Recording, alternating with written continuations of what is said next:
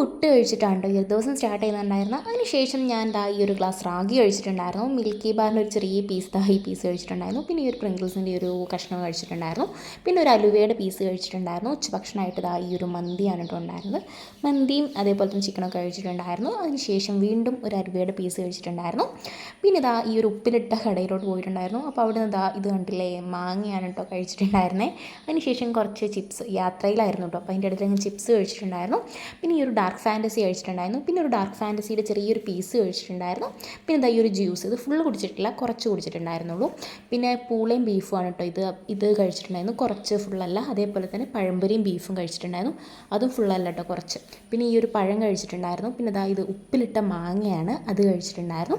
പിന്നെ ഈ ഒരു ഗ്ലാസ് നാരങ്ങാ വെള്ളമാണ് കേട്ടോ, അത് കുടിച്ചിട്ടുണ്ടായിരുന്നു. പിന്നെ ഈ ഒരു ബിസ്ക്കറ്റ് കഴിച്ചിട്ടുണ്ടായിരുന്നു. പിന്നെ ഉറങ്ങുന്നതിന് മുമ്പായിട്ട് ചോറ്, അതായത് ബിരിയാണിയും അതുപോലെ തന്നെ ബീഫും ആയിരുന്നു കേട്ടോ. അപ്പോൾ ഇത്രയാണ് കേട്ടോ ഈ ദിവസം കഴിച്ച